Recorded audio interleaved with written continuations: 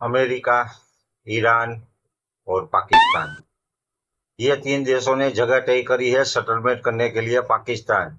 अब आतंकी अड्डे के ऊपर शांति की बात होगी।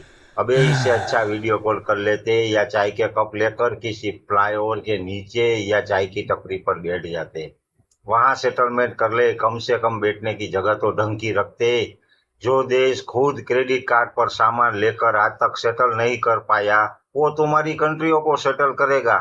जो खुद गली गली कंगी कपड़ा मांगता फिर रहा देश है, कम से कम बैठने की जगह तो ढंग की रखा करो। शांति की बात होती है शांति वाली जगह के ऊपर।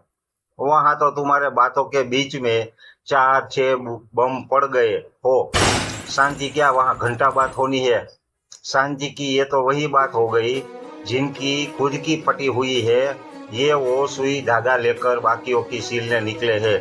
पता नहीं क्या होगा भाई ऐसे देशों का।